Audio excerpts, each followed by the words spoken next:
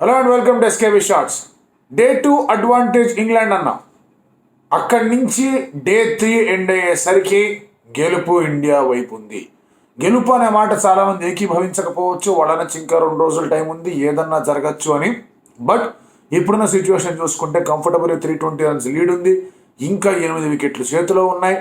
And అలాగే 2 రోజుల సమయం ఉంది. ఆ 8 వికెట్లు టకటక పడిపోయే అవకాశాలు ఉన్నా కూడా 320 is a score where teams can struggle. అందుకే గెలుపు ఇండియా ముందు ఉంది. ఇవాళ ఏం జరిగిందో లెట్స్ గెట్ స్టార్టెడ్.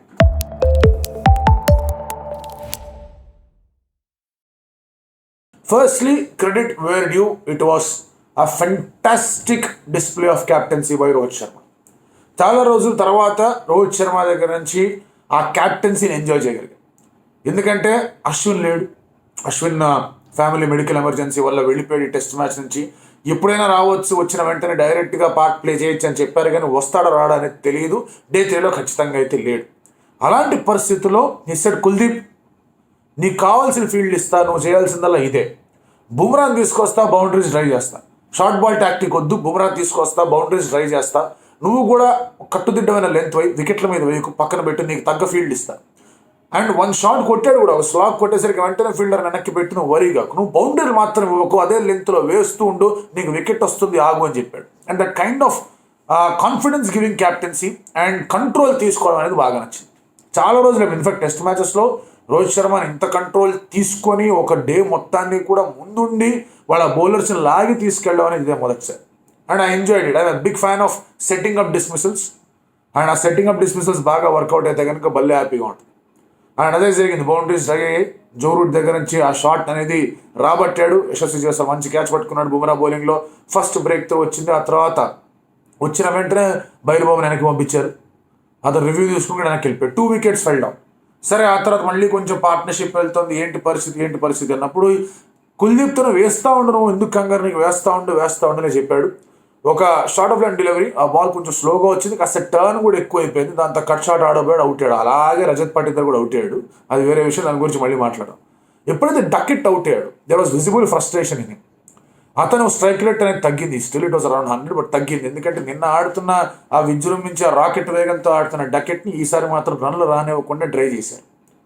ఎప్పుడైతే తన రన్ బకెట్ డ్రై అయిందో తనకి సరే ఇంక ఎట్లాగైనా సరే కొట్టేద్దాం అని చెప్పేసి ఆడే ప్రయత్నం చేశాడు, అవుట్ అయ్యాడు. And you got 3 wickets in the first session. రన్లు ఇచ్చారు, బట్ రన్లో ఇచ్చిన వేగం అనేది చాలా తక్కువగా ఉండింది. So it is well controlled session in terms of bowling అని క్యాప్టెన్సీ కానీ. సెకండ్ సెషన్కి వచ్చేసరికి you could hear Rohit Sharma గట్టిగా బౌలర్లు ఎంకరేజ్ చేయడం చూసాం. సిరాజ్ పక్కన లాంగ్ బాల్లో నుంచి మిడాన్లో నుంచోవడం చూసాం. బాల్ తొందరగా తీసుకోండి, ఇది ఓవర్ రేట్ ప్రాబ్లం ఉంది మనకి, నైతో అమ్మకు ఓ లగేగా అని కూడా అన్నాడు. ఇవన్నీ ఎంకరేజ్ చేస్తూ వచ్చింది. నిన్న కూడా అన్నాడు, జడేజా నో బాల్ వేస్తుంటే ఐపీఎల్ అయితే ఏమైనా ఇక్కడ మాత్రం వేస్తావు, నో బాల్, T20 అనుకో నో బాల్ వేసాను అన్నాడు. So this kind of inputs are very much required. And today India వాళ్ళ మెయిన్ బౌలర్ లేకుండా బరిలోకి దిగినప్పుడు you needed everybody to step up. Kuldeep అద్భుతంగా వేసాడు. కుల్దీప్ నుంచి ఫస్ట్ డే కూడా చెప్పా, నిన్న కూడా ఒక కామెంట్లో కూడా చెప్పా, కుల్దీప్ ఎఫెక్ట్ అవ్వలేదంటే ఫస్ట్ బుమ్రా అశ్విన్ ఉంటారు, ఆ తర్వాత కుల్దీపే ఎఫెక్ట్ అవ్వడానికి వస్తాడని. అశ్విన్ లేడు కాబట్టి కుల్దీప్ ఆ షూస్లోకి వచ్చాడు అండ్ ఎఫెక్ట్ చూపించాడు. బుమ్రా బ్రిలియంట్గా మొదలుపెట్టాడు, కుల్దీప్ ఎక్సలెంట్గా మొదలుపెట్టాడు. ఆ తర్వాత Jadeja Ben Stokes dismissal setup అనేది మాత్రం చాలా బాగా నచ్చింది. You are taking on England's batter, counter attacking batter, ఇటువంటి సిచ్యువేషన్స్ బాగా ఎంజాయ్ చేసే బ్యాటర్. అతనికి మిడాన్ 10 అడుగులు వెనక్కి పెట్టి మిడ్ వికెట్ ఓపెన్ పెట్టి జడేజాని ముందుకే బాల్ కొట్టమంటే కొట్టనిద్దాం అన్నాడు. And he fell for the bait. ఆ వాళ్ళకి పడ్డాడు, ఆ వాళ్ళకి చిక్కాడు. బుమ్రా క్యాచ్ పట్టాడు, బెన్ స్టోక్స్ వెనక్కి వెళ్ళాడు. అక్కడి నుంచి ఓన్లీ ఫార్మాలిటీస్. ఇంకోటి బాగా నచ్చింది ఏంటంటే లాస్ట్ 3 వికెట్లు ఉన్నాయి కదా, మన సంక్షేమ పథకాలు ఇవ్వాలి. ఆంధ్రాలో ఇచ్చారు, తెలంగాణలో ఇచ్చారు, గుజరాత్కి వెళ్ళేసరికి వాయు కొడతారేమో అని చెప్పేసి ఇవ్వలేదు సంక్షేమ పథకాలు. టప్ప లేపేశారు. రేయాన్ అహ్మద్కి యార్కర్ పడే, జిమ్మీ ఆండర్సన్కి యార్కర్ పడే. ఆ తర్వాత హార్ట్లీ వచ్చేది గట్టి షాట్ ఆడదాం అనుకున్నాడు, ఆ బాల్ టర్న్ అయింది, స్టంప్ అవుట్ వచ్చింది. ధ్రువ్ జువేల్కి ఫస్ట్ డిస్మిసల్. జడేజా బాగా అంటే రోస్ట్ ది ఒకేషన్, తను కూడా పార్టీ జాయిన్ అయ్యాడు. సిరాజ్ వచ్చి లేపు వదిలిపెట్టాడు అందరినీ. సిరాజ్ 4 వికెట్లు, వాజ్ ఆన్ ఫైర్. నిన్న కూడా బౌన్సర్ల టాక్టిక్ సిరాజ్ వల్లే వర్కౌటే. అక్కడ పోప్ వికెట్ పడింది, ఇక్కడ అందరు వికెట్లు పడ్డాయి. దాంతో ఇండియాకు ఒక మ్యాసివ్ లీడ్, 126 రన్ల లీడ్ వచ్చింది.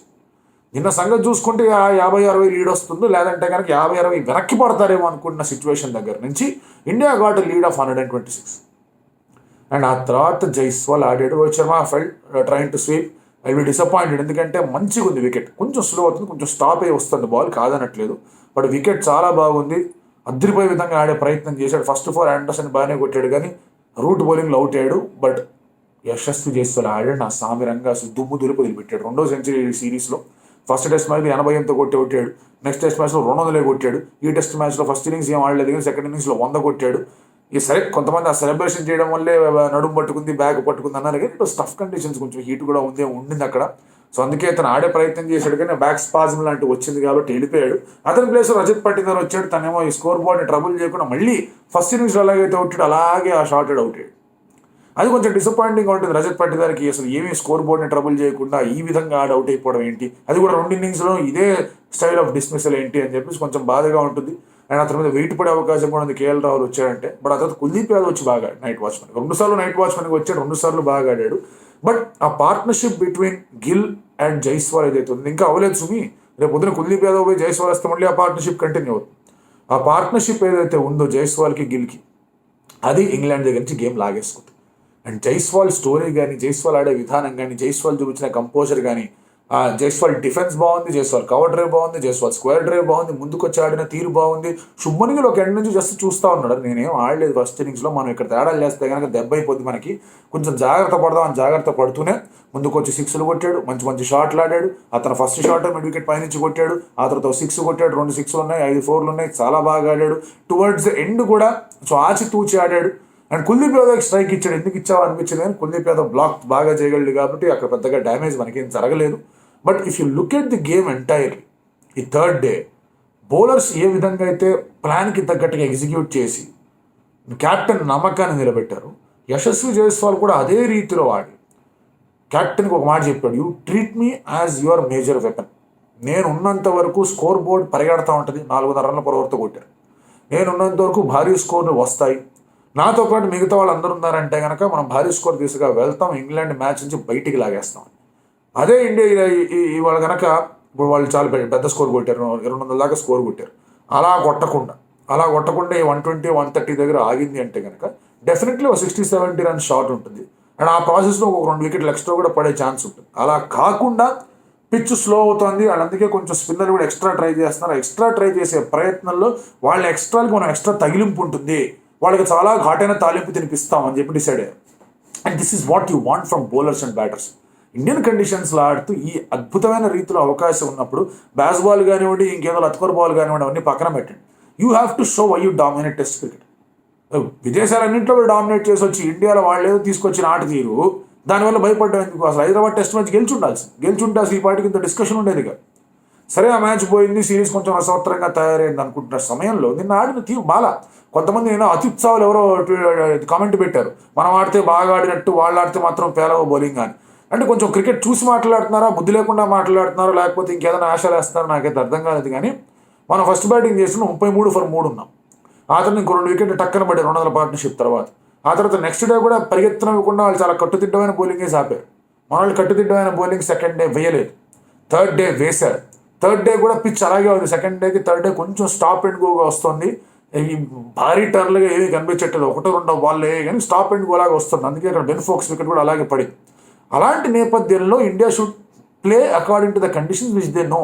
వాళ్ళకన్నా బెటర్ బౌలింగ్ వేయగలిగారు. నేను ఫస్ట్ టెస్ట్ మ్యాచ్ తర్వాత కూడా చెప్పా, సెకండ్ టెస్ట్ మ్యాచ్ అప్పుడు కూడా చెప్పా, England cannot out bowlers, they can only out bat us. దానికి కారణం ఏంటంటే వాళ్ళు ఆడే ఆట తీరుని నమ్ముకొని వచ్చారు. Now they are under pressure, వాళ్ళ దగ్గర నుంచి విజయం చాలా దూరం వెళ్ళి. ఇటువంటి పరిస్థితుల్లో వాళ్ళు ఎలా ఆడతారనేది day 4 test. And I think India should continue to bat. దాదాపు లంచ్ తర్వాత 1 గంట దాకా కూడా బ్యాటింగ్ కోసం వెళ్ళాలి. ఒక 130 ఓవర్లు, ఒక రకమైన 520 target, 4 runs per over target కొట్టి చూసుకుంటా తర్వాత సంగతి తర్వాత అని చెప్పేసి వాళ్ళకి ఛాలెంజ్ వేస్తారు. మరి అక్కడ దాకా ఎలా వెళ్తుంది, ఏంటి పరిస్థితి? యశస్వి జైస్వాల్ బ్యాటింగ్ కోసం వస్తాడా, అశ్విన్ ఎలాగో లేడు, వీళ్ళు ఇవాళ ఇండియా బౌలింగ్ వేసినట్టు వాళ్ళు ఏమైనా బౌలింగ్ వేయడానికి వస్తారు, ఇవన్నీ చాలా ఇంట్రెస్టింగ్గా ఉన్నాయి. బట్ గెలుపు అనేది ఇండియా వైపే కాస్త గట్టిగా వచ్చి ఉంది, అందులో ఎటువంటి సందేహం లేదు. అన్లెస్ అండ్ అంటిల్ ఇండియా దారాదత్తం చేస్తే తప్ప. మీరేమనుకుంటున్నారు?